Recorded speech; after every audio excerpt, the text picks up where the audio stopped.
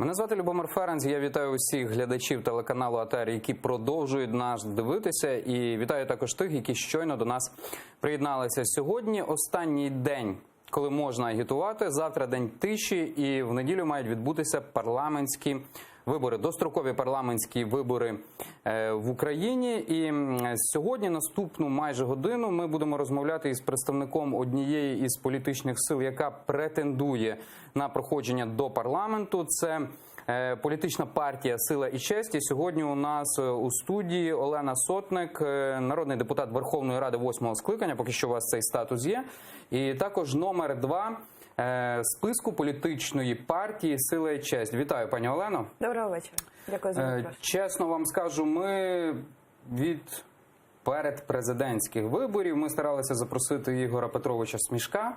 Так, він ніяк до нас не дійшов, не знаю, чи любить він, чи не любить глядачів телеканалу АТR, але часу не знайшов. Але, як то кажуть, ваша кандидатура не гірша, тому що ви номер 2. Дивіться, давайте розпочнемо нашу розмову із того. В одному з інтерв'ю я бачив, що вас до списку запросив особисто Ігор Смішко. Ну, не зовсім так. Насправді, я вже багато разів казала, що особисто до списку мене, точніше, долучитися до передвиборчої кампанії «Сила і честь» мене запросив Іван Мірошниченко, який є моїм другом, сусідом по партії в Верховній Раді. Тобто ми разом були в фракції «Самопоміч» і дуже близько товаришуємо з самого початку. А з Ігорем Петровичем я зустрілася якраз після того, як він мені запропонував, і сказала, що я, перш ніж ви мене запрошуєте, я хочу зустрітися з Ігорем Петровичем особисто. І вже тоді, коли ми зустрілися, так, Ігор Петрович зробив таку пропозицію мені особисто. Ігор Мірошниченко – це людина, Іван Мірошниченко – це також депутат «Самопомочі». Абсолютно. Це великий аграрій, дуже багата людина, яка фінансувала партію і президентські вибори Ігоря Смішка. По рівню, якщо ви порівнюєте там з різними нашими дійсно латифундістами, то він середнього рівня, йому належала кампанія. Взагалі-то Іван відомий в агросекторі тим, що він дуже багато років очолював міжнародний холдинг, американський Kernel, тобто був його керівником, і це якби ключова бідна людина. Ну, от купляє квартиру, наприклад, цей будинок у 2003 році. Не бідна, і це дуже непогано, що не бідні люди в момент, коли була Революція Гідності, залишили бізнес і пішли працювати в парламент. Я думаю, що йому точно це відняло. Тому що «Самопоміч», будучи в опозиції, напевно, одиниці депутатів змогли уникнути переслідувань, в тому числі переслідувань кримінальних. Кернел Кернелом, але ТОВ «Хутір» на околиці, Україна Агро, Авангард, Відродження, Агровім компанія, Зернарі, Торговий дім Зернарі, фермерське господарство Тамара, Санквітрек. Це все. Я не буду далі перечислювати. Це не лише Кернел. Ні, я кажу, що про те, що Іван відомий саме в агросекторі тим, що він довгий час очолював Кернел, але свій фактично потім бізнес побудував достатньо успішний в агросекторі. Я не бачу в цьому проблем взагалі. Я також не бачу. Можна перераховувати все, і навпаки дуже добре, що у нас є такі люди успішні, які можуть самостійно побудувати бізнеси. Іван Мірошниченко вам запропонував, він вас звів з Ігорем Смішком. А що вас зацікавило в «Селі і честь»? Дивіться, звів це таке, знаєте, зводня, це трошки іншого. Запропонував, Ні, тут інша історія. Насправді Іван і Ігор Петрович дуже давно товаришують, більше 12 років. І коли Андрій Садовий знявся з виборів президентських на користь пана Гриценка, зробив це достатньо неочікувано для багатьох і партійців, і всього штабу, і активу, і деяких представників фракції. Я про це довідалася з прес-конференції, на жаль. То Іван тоді підтримав Ігоря Петровича, будучи його другом, публічно. Він про це повідомив до цього Садового, що він буде підтримувати, якщо той вирішив вже знятися і не вести боротьбу. І, в принципі, з цього логічно випливало, що так як він один з тих небагатьох, до речі, хто взагалі підтримав Ігоря Петровича публічно, далі фактично Ігор Петрович запросив його, і Іван вже потім запросив мене, знаючи мої політичні, репутаційні моменти, розуміючи, що я людина, яка всі ці 5 років пропрацювала і вмію працювати, знаю, що треба робити. Багато чого ще не вдалося зробити. І дуже сподіваюся, що в наступному парламенті це вдасться. Це відповідь на те, чому я вирішила йти з «Сила і честь». Чому саме «Сила і честь»? Тому що ця політична сила бачить в своїх пріоритетах євроінтеграцію, бачить в своїх пріоритетах побудову середнього класу в Україні і бачить в своїх пріоритетах те, що Україна має за будь-яких обставин в війні, яка зараз розпочалася з Російської Федерації і йде, продовжує йти. І щоб там ніхто не казав, Україна має в цій ситуації перемогти не шляхом капітуляції, не шляхом якихось домовленостей на умовах Росії, а саме стати сильною і перемогти в цій ситуації і вийти з власними інтересами. Оці три речі ключові для мене, абсолютно принципові, вони, в принципі, і стали визначальними. Сильна економіка, для мене це дуже важливо. Я вважаю, що без сильної економіки майбутнє України взагалі буде стерто з мапи, і звідси поїдуть найталановитіші люди. Ніякої капітуляції, ніяких перемовин на умовах Путіна. Це мають бути, в першу чергу, українські інтереси, ми не маємо про них забувати. І третій момент, за який я борюся 4,5 роки і буду продовжувати боротися, я вважаю, що побудова європейських стандартів в Україні – це той сценарій, за якого ми можемо побороти і олігархат, і монополії, і корупцію, і різне застосування закону, і багато-багато інших речей. Тому що ті стандарти, які прописані в Європі, вони не просто так там прописані. Чим вас не влаштовувало «Самопоміч»? Вона ці самі речі хоче. Я поясню. Насправді, перший момент, що ті самі речі хочуть і декларують, це правда. Але, наприклад, мене, як людину, яка стала автором законопроекту про державну політику в сфері європейської інтеграції, хоча я багато про це разів говорила і в рамках своєї фракції, і вони знали, що я довгий час над цим працювала, мене в цьому активно ніхто не підтримав. Я фактично була сама в полі воєн і в своєму комітеті. Нічого. Тому і проблема, що ви хотіли, як «Самопоміч» вас мала підтримати в цьому? Дивіться, коли... Ви ж народний депутат, ви самостійні. Ні, так це не працює. Якщо ви хочете бути успішними, якщо ви хочете дійсно досягати результатів і досягати якихось, маю на увазі, результатів прийняття ваших законів, вас обов'язково має підтримувати фракція.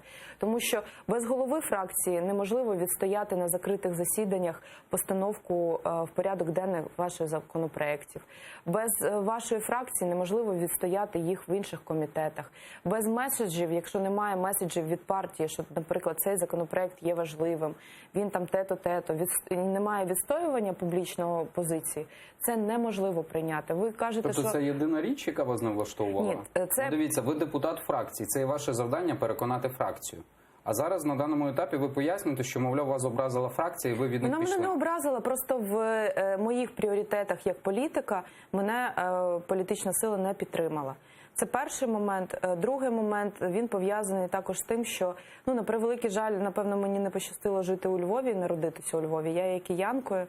І багато тих ініціатив, які від мене йшли, в тому числі з точки зору стратегії, з точки зору комунікації, з точки зору, наприклад, навіть позиціонування політичної сили в парламенті, мене принаймні і багатьох моїх інших колег не чули, то саме тому така велика кількість людей вийшли з політичної сили. Це ж не просто так і не ви просто так. Ви говорите дуже розмито. Я поясню, що я ви дуже хочете. Конкретно говорю. Ви маєте на увазі, це не зрозуміло, це що ви говорите. Ви маєте на увазі, я простими словами поясню, що Андрій Іванович зробив собі пул з львівських, які відігравали центральну роль партії «Самопоміч». Правильно я говорю? Не тільки з львівських, з наближених людей. Так. Я вам перерахую. Пан Березюк, так. Пан Лаврик, так?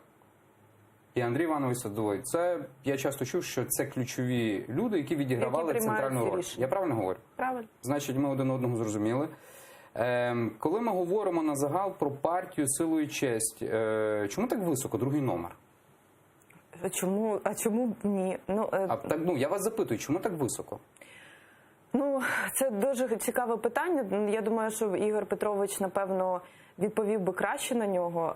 Я не вмію себе розхваляти, але я все ж таки думаю, що це пов'язане з тим, що в мене є публічна репутація. І я вважаю, що вона хороша, не дивлячись на те, що більшість народних депутатів з цього парламенту люди не дуже позитивно сприймають. Якщо подивитися на мій рівень довіри, то згідно тих замірів соціологічних опитувань, яких ми робили, в мене більше ніж 60% рівень довіри до мене людей. Це достатньо високо з точки зору того, що я була в парламенті, до якого, як каже наш президент, рівень довіри всього 4%. Це перше. Друге, все ж таки, мені не соромно за ті 4,5 роки, які я провела в парламенті. Мені є про що звітувати людям, мені є як їм дивитися в очі. І я вважаю, що на тій позиції, в якій я була, враховуючи, що я прийшла в парламент з 0 рівнем пізнаваності, без політичного впливу, у мене в політичній силі також не було якихось там суперсильних позицій. Я все це виборювала і відстоювала самостійно, включаючи своєю працею як назовні, так і всередині. Я в «Самопомочі», наприклад, відбудувала молодіжне крило, яке зараз, я сподіваюся, буде працювати і буде генерувати їм нові кадри. Сподіваюся, що це дуже допоможе розвитку партії. І всі ці речі – це праця, щоденна праця. Робота з виборцями, тимчасові слідчі комісії, законопроекти, активна позиція по різним абсолютно ініціативам, постійно поправки, я постійно подавала альтернативні законопроекти і так далі, і так далі. Я вважаю, що, в принципі, якщо б хоча б 40-50 в ідеалі відсотків депутатів були такі, як я, то ми мали інший парламент і інше обличчя парламенту. Я бачу, що моє запитання викликало у вас здивування, так? На обличчі. Що... я просто поєднаю це питання з тим, що ви відповіли. Так, давайте наведемо порівняння. Так, партія «Самопоміч». Ви вважаєте, що неправильно зробили, коли робили всі 5 років, коли Андрій Іванович Садовий оперся на так званий Галицький осередок. Ви це вважаєте неправильним? Я вважаю неправильним, тому що якщо декларується, що партія є горизонтальною, тобто без ієрархії і є можливість прозорого формування рішень, то принаймні ті люди, які багато вкладають в репутацію фракції і в її це зрозуміло. обличчя, Сила і честь горизонтальна чи монархічну структуру вона має? Я думаю, що на даному етапі якраз вона перебудовується в абсолютно горизонтальну. Чудово. Значить, ми будемо розуміти про ці всі речі, про які зараз будемо говорити. Це нормально, що Андрій Іванович уперся на пана Березюка, на пана Лаврика, з яким йшов від 2000-х років, від початків. Так, це люди, яким він довіряв. І чому я запитався про вас? Чому... Можна я ще тут швидко відкоментую? Тут не тільки в цьому проблема. Проблема ще в тому, що, наприклад, я з самого початку вважала, що дуже важливо Львівській партії стати національною партією. І дуже важливо лідеру... Це зрозуміло, це інше питання. Отже, він оперся на людей, яких знав з 2005 року. Я розумію, про що ви говорите. Він відсторонився від національного лідерства і залишився лише у Львові. А дуже важко позиціонувати фракцію, особливо йти на президентські вибори, якщо ти не є національним лідером. Андрій Іванович, він має зовсім інше бачення. Я йому також ставив це питання. Він казав, що я всюди їжджу, я представляю партію, але зараз не в цьому питанні. Так? Трошки запізно. Хай буде сила і честь. Це партія, яка існує достатньо давно, так, політична партія. Вона брала участь на парламентських виборах у 2014 році. У мене таке запитання. Олена Сотник друга. Так, але коли ми подивимося, наприклад, на список партії, то члени партії, Олена Сотник не член партії, політичної партії «Сила і честь», але коли ми подивимося на членів політичної партії «Сила і честь», перший Поживанов Михайло Олександрович, де лише 11-тим. Угу. Ні, почекайте, першим іде Смішко. Ми про Смішка окремо будемо говорити. Пан Тимошенко? Так. Пан Тимошенко. Він член партії з якого числа? Він дуже давно член партії. Угу. Він входить до політради. Він входить до... Нехай, да? Нехай, приймається. 9-й. 9-й, 11-й недалеко. І Олена Сотник друга. Так. А в чому проблема? І ви закидуєте, наприклад, що Андрій Іванович оперся на львівський осередок, а тут... Я не закидую, я пояснюю. Ні, ви закидували. А тут Ігор Смішко не опирається на своїх людей. Почекайте, історія ж полягає політичної сили не опиратися на своїх людей. А політична сила має йти в парламент і представляти максимально ефективну і професійну команду, щоб вона вирішувала ті виклики, які стоять перед державою. Можна, звичайно, поставити всіх своїх друзів біля себе. А в чому непрофесіоналізм, наприклад, Березюка чи Лаврика? Я не хочу зараз... Вони не професіонали, я правильно вас зрозумів? Ви можете зараз мене провокувати на якийсь... Я вас не провокую. Ви провокуєте. Ви мене провокуєте на негатив, я цього робити не буду. У мене є особиста думка. Я вважаю, що політичні сили мають будуватися з точки зору, хто найсильніший, ті мають іти попереду. Тому що це не в інтересах конкретних людей, політичні сили не створюються в інтересах конкретної людини, особливо якщо ми говоримо про лідера партії. Політичні сили створюються для того, щоб відстоювати свою ідеологію і ті програмні засади, які вони формулюють. І від цього вони мають відштовхуватися, формувати свої сильні команди. Сила і честь формувала сильну команду, професійну. І це дуже добре, що Ігор Петрович відступив від традиційного формату, коли оточують себе своїми, тому що так комфортніше, тому що так надійніше, можна контролювати ситуацію, можна контролювати голосування, можна контролювати все. Він ризикнув і оточив себе людьми, яких він вважає професійними, яких він вважає, що в них є досвід, і яких він вважає, що вони завтра заходять в парламент і точно починають робити правильні речі, розуміють, що треба робити, розуміють, чому зараз виклики для України і можуть бути в цьому ефективними. Я вважаю, що це суперпозитив. Дай Бог, щоб у нас всі політичні лідери мали б таку ж саму думку. А в чому професійність людей, які вже, наприклад, були у владі, наприклад, з першого десятку «Сили і честі»? Професійність людей, якщо вони були у владі, в тому, що вони розуміють, де є проблеми в системі, а де їх немає. Те, що у людини немає біографії, немає якихось результатів роботи, наприклад, це не означає, що це хороша людина. Це лише означає, що у людини немає досвіду. І коли людина нічого не робить, це простіше. Її тоді нема за що критикувати. Добре, давайте конкретніше. Зараз, а коли людина щось робить, їй може щось вдаватися, щось не вдаватися, вона може щось робити краще, щось гірше. От ви можете мене спитати, наприклад, Олена Сотник, от ви як народний депутат, який майже 5 років був в Верховній Раді, похваліться мені, якими суперзаконопроектами ви там... Ви вже хвалились. Ні, я не хвалилася. Ви хвалились на початку нашої програми, ви фактично 3 хвилини про себе розказували. Я вам дам вам цей час, Олена. Мій законопроект не прийнятий. Ми не про законопроект. Ви сказали, я впізнавана, рівень довіри, я прийняла, так я над цим працювала. Так ви хвалились, Ні, так почекайте, ви мене запитали... Ви про себе хвалились, я тепер конкретніше про десяток. Чому ви вдруге стоїте в списку? Я вам сказала, що без того, щоб самі себе хвалитися, я не зможу вам це пояснити. Тому вибачте, але ви мене на це підштовхнули. У мене варіантів не було. Я ж не можу сказати, сидіти, ви знаєте, я не заслуговую на це і так далі. Я вважаю, що людина, яка знаходиться в топ-списку, вона чомусь там знаходиться, і мені нема за що соромитися. Я вважаю, що неможливо, в мене немає такої високої себеоцінки, що я маю бути там номер 2 у списку, але я вважаю, що я сумлінно робила свою роботу і достойна того, щоб продовжувати цю роботу і далі. І я впевнена, що з моїм досвідом і тими досягненнями, якими були, я зможу зробити ще набагато більше.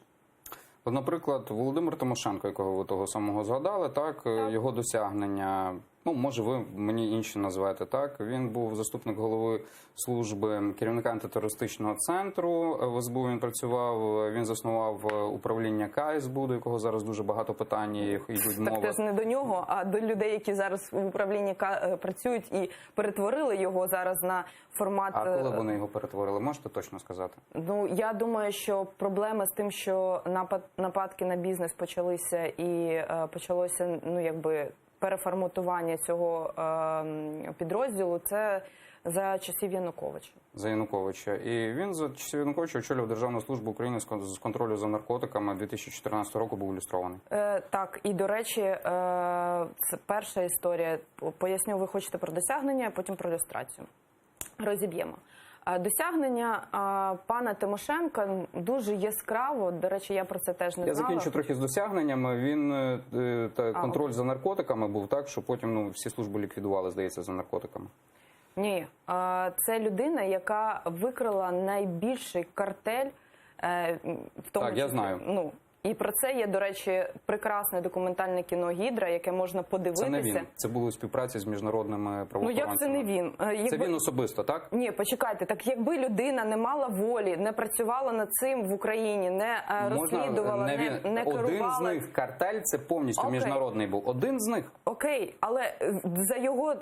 Ви ж юрист, ви знаєте, як проводиться міжнародне співробітництво. Дається запити, співпраці і так далі. Я можу розказати, як проводиться міжнародне співробітництво. Наприклад, беремо ситуацію зараз з активістами. Михалику, у якого взяли кулю в Німеччині. Якщо не хочеш співпрацювати, як Генеральна прокуратура не хоче, то ти навіть на експертизу не забираєш цю кулю, розумієте? І це може роками тривати розслідування. А якщо ти хочеш робити свою роботу, то є от такі от кейси, коли Україну от саме по цій справі вважають з точки зору розслідувань наркотичних, якраз нелегального обігу наркотичних засобів, однією з найбільш продуктивних і ефективних. І тут не можна занижувати або принижувати. Знаєте, це дуже погана історія, коли ми намагаємося через там якісь або власні внутрішні амбіції, або пошук котів в мішку, намагаємося принизити саму державу. Це прекрасний результат, і ми маємо цим результатом пишатися, що Україна змогла це зробити і була ключовою в цьому розслідуванні. І пан Тимошенко також був ключовим фігурантом в цьому розслідуванні. Тобто він допоміг це зробити, реалізувати. Це не можна просто виключати. Про люстрацію. У мене чоловік теж люстрований. Я вважаю, що не всі люстровані люди цього заслуговували, і далеко не всі, кого не люстрували, але вони підпадали під люстрацію, абсолютно заслуговували. Проблема люстрації в тому форматі, в якому вона була, в тому, що вона не носить особистісного характеру. І там не можна проаналізувати, людина робила щось погане чи не робила щось погане. Вона була автоматичною. Так от, люди, яким не було чого соромитися, вони не пішли в АТО. Хоча я думаю, що пан Тимошенко міг би собі організувати і піти в АТО на 2 тижні, як багато прокурорських зробили, і тепер вони вже не підпадають під люстрацію. Він не звільнився до того, як його люстрували.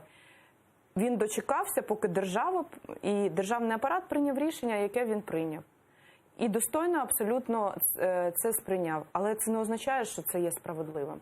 Абсолютно не означає... Я з вами погоджуюсь. Люстрацію в цій країні потрібно було проводити в 90-х роках. Погоджуєтесь зі мною. І Тимошенко, зважаючи на те, що він працював у КДБ у РСР, він би не пройшов. Ну, тоді б це була абсолютно інша Я з вами повністю погоджуюсь. Люстрацію в цій країні треба було проводити в 90-х роках.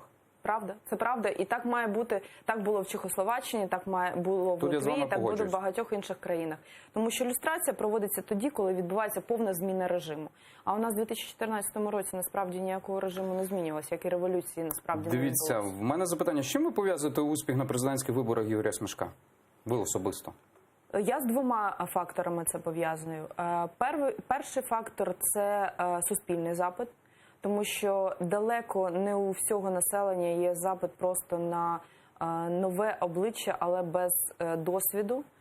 Тому він просто справляв враження як людина, яка має серйозний досвід. А де він справляв враження? От де його було видно, що він справляв враження? Я завершую. Це буде про другий фактор. Я розумію, до чого ви хочете підвести. Як людина, яка має досвід, яка має професіоналізм, яка має честь. От він на мене навіть з першої зустрічі, особистої навіть справи, в першу чергу враження, що у цієї людини є гідність, честь. А цього зараз дуже мало. А якщо говорити про другий фактор, це, напевно, фактор все ж таки навіть, я б сказала, Дмитра Гордона, який достатньо відомий, і в нього є широкий коло глядачів. І завдяки тому, що Дмитро в одній з своїх програм інтерв'ю представив Ігоря Смешко, звичайно, це додало йому впізнаваності. Але 7 ефірів за всю президентську кампанію, всього було у Ігоря Петровича, 0 білбордів, 0 телевізійної реклами, 1 мільйон 800 тисяч гривень – це 8 тисяч доларів чи 27 тисяч доларів на всю президентську кампанію. Я не знаю, де, коли ще був такий феномен, щоб була така підтримка суспільства. Тому я вважаю, що тут зіграло 2 ключових фактори. Особистісний і допомога людини, у якої був такі охоплення, да, Аудиторія. да, який зміг його представити, який зміг його фактично показати людям, але інших варіантів взагалі ніяких не було. Тому що ніхто б з таким бюджетом ніколи в житті, звичайно, не міг би показати такого результату. Це феномен Смешка. Як ви ставитесь до Дмитра Гордона? До Дмитра Гордона я особисто його мало знаю. Я думаю, що якщо його дивиться така кількість людей, то його робота, напевно, їм є цікавою. Я запитую Це про перше. вашу особисту думку, не людей. Я не можу особисту думку скласти про людину, яку я погано знаю. Він очільник виборчого штабу, Олена. Він є професіоналом і він робить свою роботу. Він очільник виборчого штабу партії, де ви номер 2. І ви його погано знаєте? Ви його погано знаєте, так? Звичайно, виключно робочі відносини. А як вони відбуваються? Ну, тобто ви не знаєте людини, з якою працюєте? Ні, робочі відносини – це абсолютно різне. Я вас теж погано знаю, хоча ми з вами не перший раз бачимось і спілкуємось. Точно так же ми і з Дмитром спілкуємося на нарадах і вирішуємо професійні питання. Особисто з ним я кави не пила, не обідала, про особисті речі ніколи не розмовляла. Яке враження він на вас справляє? В штабі він працює системно, він працює абсолютно професійно і знає свою роботу. Дивіться, ви дивилися вчорашнє інтерв'ю на Радіо Свободі з Дмитром Гордоном? Ні. Дуже цікаво, раджу вам подивитися. Окей. А як ви ставитеся до діяльності Дмитра Гордона в 90-х роках і його газети «Бульвар»? Я не відслідковувала цю діяльність. Тобто вам нічого не відомо про пірамідки? В інтернеті я про це читала, але мені такі речі мало цікаві. У мене достатньо... Тобто вам не цікаво, як заробляла людина і на чому заробляла людина, яка зараз є очільником виборчого штабу? Він працює як найнята особа, працює професійно і робить роботу свою професійно. Те, що в нього, який був формат і яким бізнесом він займався, мене особисто це мало цікавить. Не цікавий, так? Навіть якщо він рекламував препарат, який був нібито визнаний як засіб від раку, а згодом антимонопольний комітет сказав, що це дієтична добавка. Він за це, тобто він робив щось незаконне? Я просто не знаю, я вас питаю. Я вас запитуюся, як ви ставитеся до діяльності людини, яка робила такі речі? Це нормальне запитання, Олена. І ще раз вам кажу, для мене пан Гордон є керівником сьогодні штабу, який робить свою роботу. Я з ним працюю. Точно так же я ж не знаю, як ви там заробляли свої перші гроші.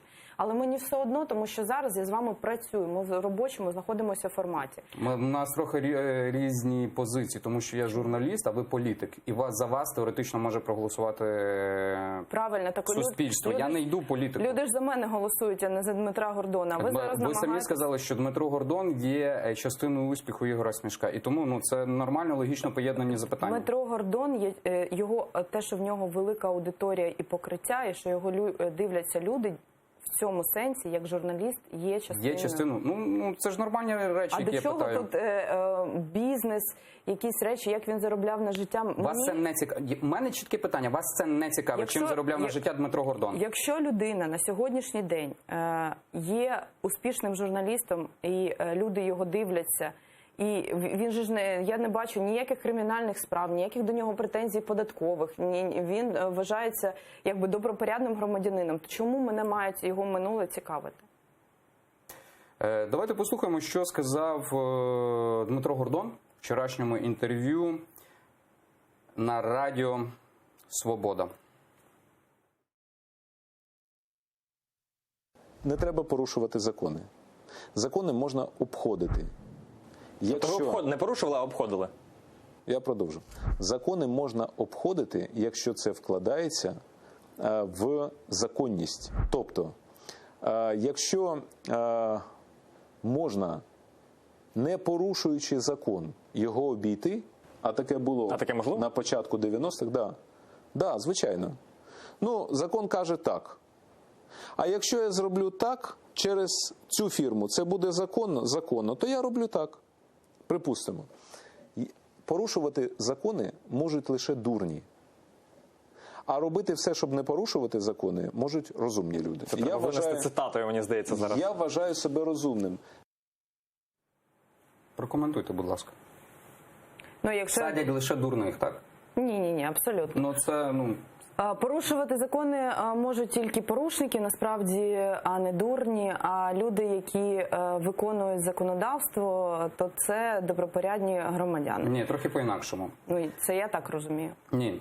Там чітко Дмитро Гордон сказав, якщо ти порушуєш закони, то треба їх порушувати розумно і обходити. Ні. А перед законом відповідають лише нерозумні. Почекайте, Любомир, ну ви ж зараз абсолютно інтерпретуєте по-іншому. Людина сказала, що я дотримувався законів, а питання полягає в тому, що якщо я нічого незаконного не роблю, але знаходжу якісь оптимізаційні формати, наприклад, ведення бізнесу, то я є розумною людиною. Це правильно. У нас 99% бізнесу насправді шукають варіанти, яким чином їм оптимізувати, але не порушуючи закон.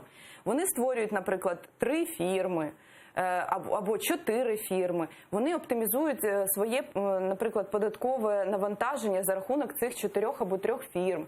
Вони структурують бізнеси і так далі, і так далі. В цьому немає жодних проблем. Наприклад, хтось робить частину устаткувань, хтось робить вже цілі частини і продає її торгівельним домом і так далі, і так далі. Тут, наприклад, можуть бути затрати, тут можуть бути доходи від цієї діяльності. Це називається ведення бізнесу в умовах законного поля. Це абсолютно різні речі. Якщо ви ж намагаєтесь зараз сказати, що людина каже... Я не намагаюся. Ну, а що? Що ви робите? Він сказав про те, що обходити закон, але дотримуючись закону, це не є порушенням. Так це правда. А як це обходити закон і дотримуватись закону? Так все дуже просто. У нас на сьогоднішній день... Тобто є нормальним, коли ти знаходиш дірку в законі. Правильно?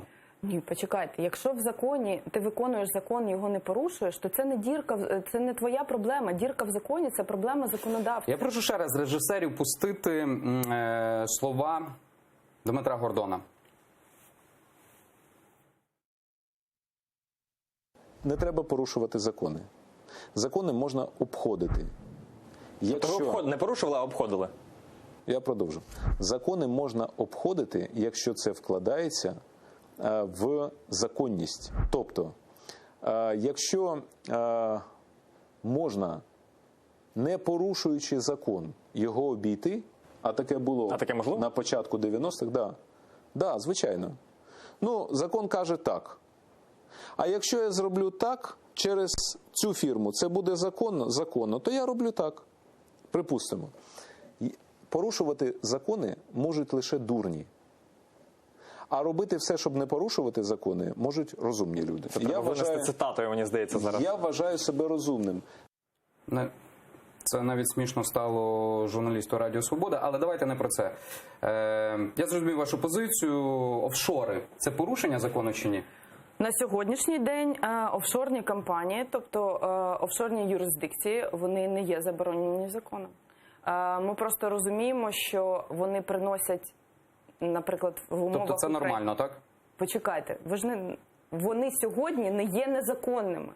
Це означає, що вони на сьогоднішній день не є порушенням закону для бізнесу. Але якщо ми хочемо, щоб в Україні залишалися статки і доходи, особливо великих компаній, які, до речі, структурують через офшорні компанії повністю свої структури, тобто фактично тут залишаються лише витрати, а доходи залишаються де-небудь там на Кіпрі класичному, або є не класичні, наприклад, в тій же Великобританії, ну, по-різному, різні юрисдикції обираються. Є довгий час, наприклад, Латвія була такою юрисдикцією, коли там простіше було ведення бізнесу.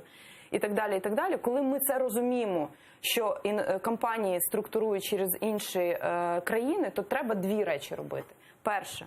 Треба створити компаніям умови, щоб вони не боялися залишати гроші тут.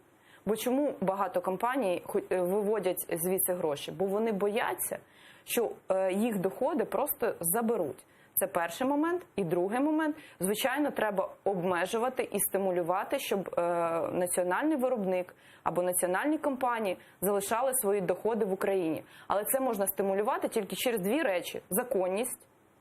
Тобто передбачуваність, що не прийдуть контролюючі органи, що на тебе їх не натравлять, що не буде несанкціонованих перевірок, що не буде до тебе приходити правоохоронні від податкової міліції до прокуратури. Зрозуміло. В 2016 році Олена Сотник вибухнув скандал з офшорними компаніями Порошенка, які були законними і все добре, заявила, що потрібно створити тимчасову слідчу комісію для розслідування. Розслідування чого? Петро Порошенко нічого не порушив за законодавством. Ні, давайте розбиратися. Є дві різні речі. Наявність використання офшорних компаній, використання офшорних компаній президентом України. Угу.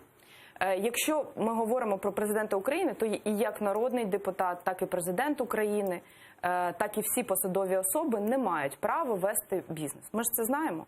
Тому питання стояло в тому, що треба було дослідити, яким чином взагалі ці компанії мають до нього відношення, і чи вони оперували під час того, як він був президентом України. А в якому році передав сліпий траст Петро Порошенко? Я не пам'ятаю. Ну, здається, вони були в сліпому трасті.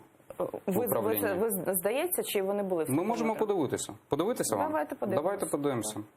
Отже, скандал вибухнув. Давайте подивимося, ну, щоб ми були точними, якщо вам це важливо. Я, поки ви будете дивитися, продовжу. Тому ключова історія якраз і полягає в тому, що чому політики, наприклад, чому посадові особи і вищі державні діячі не можуть мати відношення до офшорних компаній або до діючих компаній. Чому вони, наприклад, мають передавати в управління? От я була адвокатом і партнером в адвокатській компанії. Я вийшла з партнерства, і зі мною немає пов'язаних бізнесів. Я продала частки. Так, на січень місяць був переданий, є публікація, що на січень місяць був переданий сліпий траст. Є публікація. Ми з вами тоді стояло питання про те, що необхідно дослідити, чи про це мають повідомили самі компанії. Ну, а які вам докази? Я просто не розумію, Олена. Ну, ви мені говорите, ви заявляєте про це в квітні.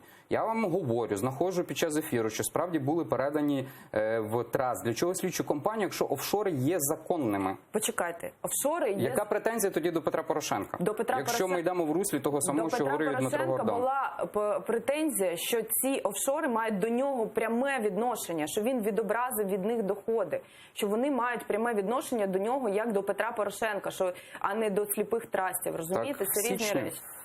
Сліпий траст передані. Ви заявляєте про квітень. Ні. Там абсолютно інша була інформація. Просто ви сидите з комп'ютером і можете цитувати, ну, будь ласка, я не знаходжуся. Ну, я так швидко не подивлюсь, вибачте. Я вам знайду. Що вам знайти? Знайдіть, будь ласка, з чим був пов'язаний скандал з Петром Олексійовичем і з офшорами. Конкретно. Конкретно? Так, конкретно. Яке робило слідство інфо, так? Так. Що йому належать офшори, які знаходяться в BVI. І не просто, що вони йому належать, що там є рух грошей, що ці гроші мають відношення до Петра Олексійовича Порошенка. Це різні речі, ви розумієте? Одна історія, коли ними управляють трасти, і інша історія, коли гроші рухаються, прямо надходять до людини. Давайте відкриємо слідство інфо. В чому там була суть? Там, здається, вибухнув навіть журналістський середовищі скандал великий. Я його дуже добре пам'ятаю. Ну так чого ж ви не відкриваєте? Так що вам відкрити конкретно? Я кажу, ми зараз будемо дивитися програму «Слідство інфо» чи як? Ні, ви мені конкретно скажіть, що ви хочете, щоб я знайшов? Ви юрист, ви депутат, який заявляли, що потрібно Порошенка перевіряти. Ви мене запитуєте про дати, я вам даю дати. Конкретно, Олена, що я маю знайти? Я не питаю про дати. Я вам ще раз кажу. Ви мені самі сказали, а ви впевнені, що тоді був створений транс? Скандал, офшорний скандал з Порошенко був пов'язаний з тим, що ці офшорні компанії напряму з ним пов'язані на момент, коли він виник. Угу. І питання стояло в тому, що треба перевірити, вони напряму з ним пов'язані, чи все ж таки всі ці рух капіталу, який відбувається виключно в рамках сліпого трасту. Що я неясно кажу? Це тільки це питання було. Ну, для мене було. Група Ротшильд надала дані, що знаходилися в її відданні ці офшори, правильно? Наскільки я пам'ятаю? Пізніше. Ну так, бо тому що... А на той момент, коли робилася заява, тому у нас такої... Хто робив заяву? Почекайте, на той момент, коли ми говорили про те, що необхідно дослідити, у нас такої інформації на той момент не було. Ну, значить, якщо належав трасту, все в межах законності. І Петро Порошенко ні при чому, правильно я зрозумів? Щодо офшорів. Якщо до нього не надходили гроші і ці гроші управлялися трастом, то це відповідає законодавству. Це добре. Тобто претензій ніяких не може бути до Петра Порошенка? Ні, до Петра Порошенка може бути мільйон претензій, починаючи саме від по офшорах. Мальдів і так далі. Ні, ми про Мальдіви не говоримо, ми говоримо про офшори, конкретний кейс. І ще раз кажу, якщо він, як президент, не використовував ці офшори, то претензій до нього бути не могло. Але якщо б були докази, що він їх використовував, то тоді до нього прямі були б претензії. І питання ТСК стояло в тому, щоб виявити, чи використовував, чи не використовував. І що виявило ТСК? ТСК не було створено, і це було неможливо його створити, тому що коаліція була імені Петра Олексійовича Порошенка. Крім того, що ці ТСК ініціювалося дуже багато інших ТСК, в тому числі, до речі, по Майдану, яка теж не була створена в цій Верховній Раді, і багато-багато інших. І ви знаєте, що навіть ТСК по злочинам, які були в військовій сфері, вона теж була створена з самого початку тільки тому, що хотіли певних конкурентів Петра Олексійовича Порошенка за рахунок цього ТСК виявити якісь недоліки. Наприклад? Що, наприклад? Яка ТСК була створена? Ну, яку очолював пан Вінник. Чомусь по ній, до речі... Якого питання це стосувалося? Зловживань в військовій сфері. Ну, наприклад, я пам'ятаю, ТСК було створено, також вона дала свої результати по Іловайську. До чого тут Іловайськ? Там ж було питання про корупцію. Ну, ви говорите, що про ТСК жодного не було. ТСК були створені лише для того, щоб усунути конкурентів Петра Порошенка. Я не навожу. Ну, було створено ТСК і по Іловайську. Тобто ТСК різні не створювалися, але були лише ті, які хотіли усунути конкурентів. ТСК, які б стосувалися корупції або фінансових якихось махінацій і так далі, такі ТСК не створювалися, якщо вони зачіпали інтереси Петра Олексійовича Порошенка або людей, які були на той момент з діючої коаліції. Я вам про це кажу. І що навіть ТСК, яке було створено по зловживанням в обороні, воно стосувалося, точніше, ідея була створення, як я набагато вже пізніше зрозуміла, дізналася, коли пана Вінника там поставили і стало зрозуміло, в якому напрямку це рухається. Вони намагалися догнати пана Гриценка, знайти на нього якийсь негатив, щоб потім використовувати це проти нього у президентській кампанії. Але, як ви бачите, не дивлячись на те, що ця ТСК ніби працювала, на відміну від нашого ТСК по активістам, яку ми в останній тиждень зробили такий звіт, прийняли постанову, чомусь по цій ТСК, хоча туди додали скандал по Свинарчукам, по цій ТСК висновку не було. Мені так виглядає, що ви зараз хочете стати адвокатом Петра Олексійовича Порошенка. Я Петра Олексійовича Порошенка. Ну, дуже на те можете перевірити мою творчість. Я зробив багато розслідувальних сюжетів, які стосуються Петра Олексійовича Порошенка. У вас немає до нього питань з приводу оборонних закупівель? У вас немає оборонних? У мене є багато питань. Я довожу до вашого відома, пані Олено. Пані Олена, я закінчу, не перебивайте мене. Ви мені зараз закидаєте, що я адвокатом Петра Порошенка. Ну, так виглядає. Андрій Рогоза, якого засвітили згодом Bihus.info, перші претензії я мав до нього у 2014 році. І тому, будьте трохи коректніші. Я зробив з десяток сюжетів для слідства інфо, які стосуються оборонної галузі. І я особисто підходив до Петра Олексійовича Порошенка, ставлячи йому це питання, чому є корупція. І тому, коли ви зараз мені говорите, що, Любомир, ви виступаєте адвокатом Петра... Ні. Ви критикуєте мою ініціативу створити ТСК по можливому зв'язку Порошенка і офшорів. Олена, я уточнюю по офшорах, тому що ми розбирали Дмитра Гордона, який є вашим соратником. А яке це має відношення до офшорів Про законність і незаконність. Ви по-різному трактуєте, наприклад, слова. Гордон взагалі слова не сказав про офшори. Навіщо ви це притягнули? Для чого? Бо це як приклад. Ніякого прикладу це немає. Ви це приклад. Тому що, я закінчу, тому що весь політичний бомонд звинувачує Петра Порошенка щодо офшорів. Добре, тоді я вам інший приклад приведу. Чому? Бачите, ви нарешті погодилися зі мною, що це хороший приклад. Ні, це не хороший взагалі приклад, тому що він притягнутий за вуха. Я навіть не розумію, навіщо. От якби ви мені сказали, дивіться, Олена, ми з вами зараз, якщо б прийшли в будь-який заклад в місті Києві, наприклад, будь-який кафе, ресторан, ми з вами, скоріше за все, отримуємо 2 чеки. Один буде чек за кухню, один буде чек за алкоголь. Якби ми, наприклад, випили вина. І чомусь ви мене не питаєте, і нікого, напевно, в жодному ресторані не запитали, а що ж ви такі порушники закону? Тому що насправді вони... Я питаю. Ви питаєте, що ви не питаєте? Це Мінімізація податків. Правильно, оце і є. Ну, мені тут дивно, політик ставить претензії журналісту. Так змініться, Олена. Я не ставлю вам Змініться. Ви 5 років були в парламенті. Так це історія. А ви мені говорите, і ви, напевно, не питаєте. Олена, ви депутат були 5 років. І правильно. Так, а що ви не змінили цього? Я як депутат, я не можу все змінити, у мене немає кнопки. А для чого ви робите цей приклад? Я вам роблю приклад, щоб ви не маніпулювали. Я не маніпулюю, це ви маніпулюєте. Це називається не порушуючи закон, але використовувати його недоліки. Є проблеми з податковим законодавством, раз. Є проблема з тим, що людей фактично постійно притискають і не дають можливості вести нормально бізнес. Так що, от я як політик... Що ви зробили для цього? Дивіться, коли в мене на шалях фактично вагів знаходиться ситуація, коли я розумію, що економіка стогнує, вона не розвивається, малий середній бізнес майже знищений. І є на сьогоднішній день абсолютно корумпована історія з ДФС, абсолютно незрозуміла історія з податковою міліцією. Слава Богу, зараз вона фактично не чіпає бізнес і їх немає. Є історія з Службою безпеки України, поліцією і так далі, і так далі. Всі, хто може використовувати своє положення, вони використовують їх шляхом тиску на бізнес. Коли на шалях вагів оці дві речі знаходяться, ти в першу чергу думаєш про те, що спочатку людям треба створити рівні умови, створити їм захист і гарантії від того, що вони зможуть вести бізнес абсолютно спокійно, якщо вони не порушують законодавство, знати, що до них не прийдуть з перевіркою, не будуть вимагати у них податківці хабаря, не будуть у них вимагати за перевірку, не будуть вимагати санітарно-технічні, пожежні і так далі. Цю систему? Ви були 5 років депутатом. Тому що це називається виконавча гілка влади. Я згоден. Верховна Рада не може змінити людей в виконавчій гілці влади. Ну, дуже багато представників з виконавчої гілки влади були, які зараз у вас у списку, були присутні в попередніх каденціях. Не за Петра Порошенка, а за інших. До речі, я вам хочу сказати, наприклад, пан Макаренко – це та людина, яка намагалася цю ситуацію змінити. І в нього це абсолютно не вийшло, він ще й цим дуже серйозно поплатився. Але це абсолютно інша історія. Я думаю, пан Макаренко сам коли-небудь її публічно розкаже.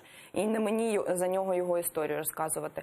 Але ще раз повторюся, це задача виконавчої гілки влади. І те, що ні попередній уряд не спрацював, ні нинішній уряд не спрацював. Я в коаліції не була, я за цей уряд не голосувала. І навіть коли була в коаліції, за уряд не голосувала. Тому що я вважала, що представлення в цьому уряді не є оптимальним. І у мене було до ряду міністрів серйозні питання. Тому я на себе брала відповідальність особисто як народний депутат. І сьогодні я можу сказати, що я була права. Так, пан Макаренко був заступником голови Державної фіскальної служби. Я ж кажу, і у нього нічого не вийшло. Не вийшло. Це велика система, це навіть не гідра. Це система, яка складається з дуже багатьох А що там за історія з Макаренком, що його звинуватили у незаконному розмитненні природного газу, що належав компанії «Росукренерго»? І його засудили навіть до 4 років позбавлення волі умовно, але в 2014 році зняли всі обвинувачення. Ви про цю історію? Зняли всі обвинувачення. Ну, я це розумію, так. Ну, все. Ну, а що це за історія, ви не знаєте? Ну, я ж кажу, про цю історію, хто за цим стоїть, чому, за що йому мстилися, я думаю, пан Макаренко розкаже сам. Ну, це неправильно коментувати. Ну, ви її знаєте, так?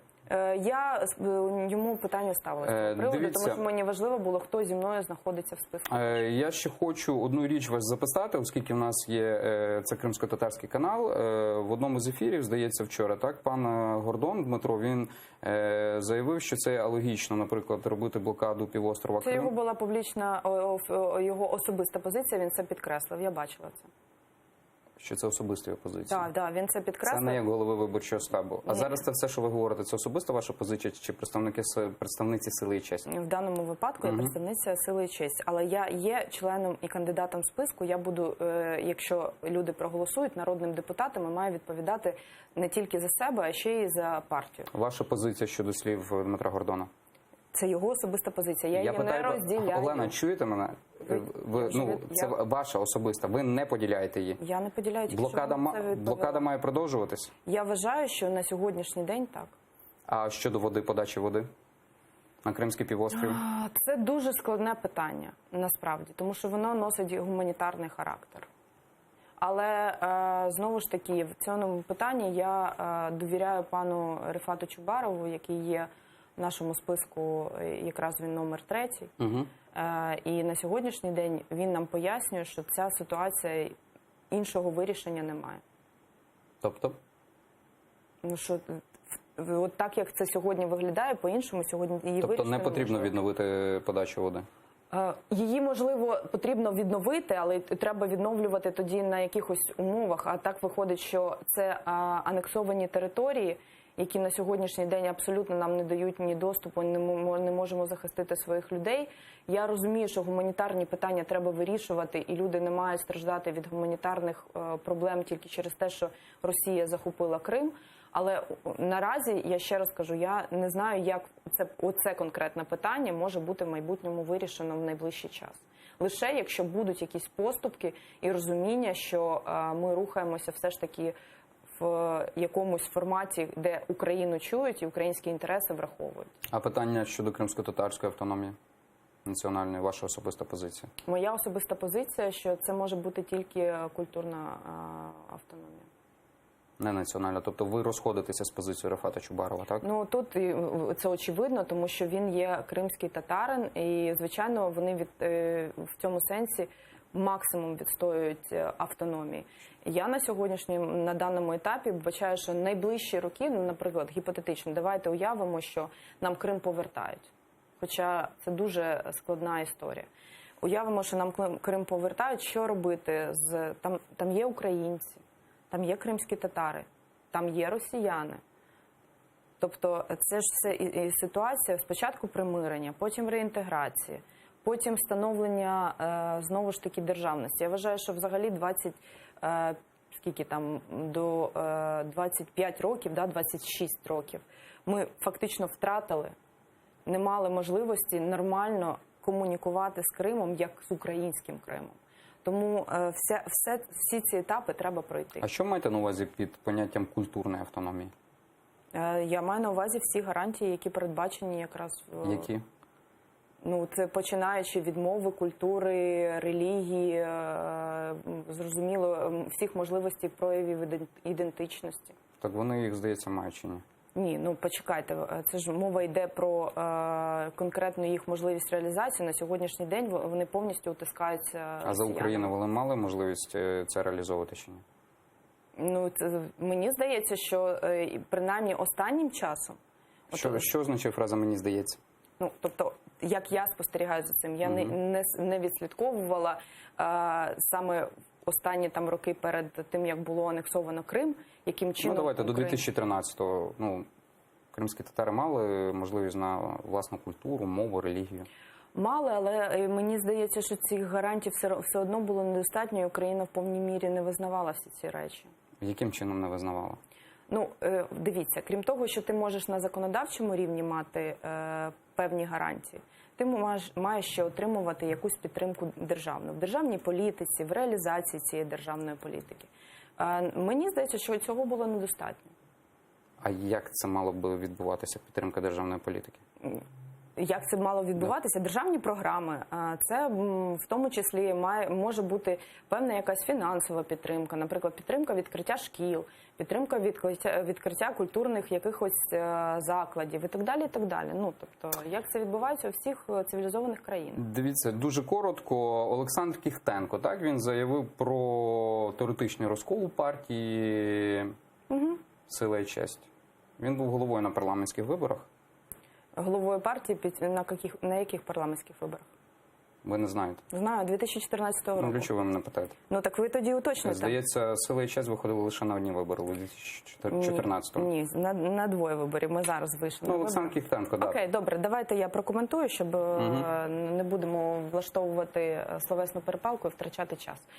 А пан Кіхтенко, коли він дійсно був на той момент головою партії, результат його роботи 0,08%, 13 тисяч голосів, в принципі, яскраво свідчить про його ефективність на той момент як очільника партії. Мені дуже шкода, що генерал, який давав слово офіцера і мав би мати, за моїм переконанням, військову честь і дотримуватися цього слова, цього не зробив. Пан Кіхтенко фактично на сьогоднішній день він не є членом партії. На момент, коли пан Смішко балотувався як кандидат... На сайті він перший заступник досі. Ну, сайт може бути не змінений, тому що в тій запарі, яка є сьогодні, послухайте, сайт це останній. Я вам доповідаю, що пан Кіхтенко, членом партії на сьогоднішній день... Інформацію не з сайта брати, звідки тоді просили участь? Наприклад, пан Смішко це публічно коментував на «Свободі слова» в понеділок. Тобто із Ютубу Дмитра Гордона, правильно? Я тільки що сказала, що пан Смішко це публічно коментував. Але на сайті є. Сила честь. Ну, це значить помилка на сьогоднішній день адміністратора. Я думаю, що це технічно це дуже швидко можна виправити. Питання в тому, що коли у тебе коротка передвиборча кампанія, ти розставляєш пріоритети. Ми розставили пріоритети.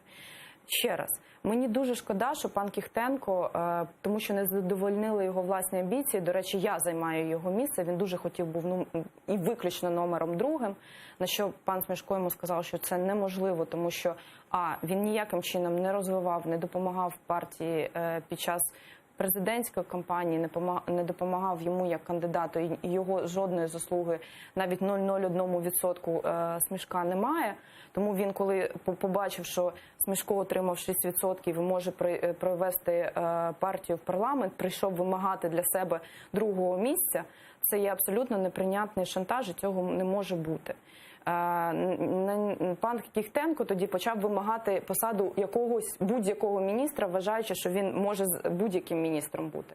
На що Ігор Петрович абсолютно, я вважаю, мудро і правильно сказав, що ми не є роздавачами посад міністрів, і тим паче, що тут ключовою є формування команди. Він може бути, йому запропонували місце в списку, яке його не влаштувало. Яке йому пропонували? Після розмови, я не знаю, яке конкретно, але... Ви вірите Ігорю Смішку? Звичайно, тому що крім Ігоря Смішка були інші люди присутні. Я більше того скажу, що всі робочі наради в «Сила і честь», вони стенографуються, це абсолютно правильний робочий режим, щоб не було питань. І пан Кіхтенко, до речі, якщо про це не знає, то я сподіваюся, він подивиться цей ефір і можу сказати, що мені дуже шкода. Він зараз на іншому ефірі, ми хотіли його включити. Олена, Медведчуківського каналу і абсолютно грає на проросійські сили, щоб знищити проукраїнську партію. Я дякую Олені Сотник, народній депутатці Верховної Ради 8-го скликання, номер 2 політичної партії «Сила і честь». Мене звати Любомир Ференц. Я усім телеглядачам каналу АТR бажаю гарного і, головне, спокійного вечора.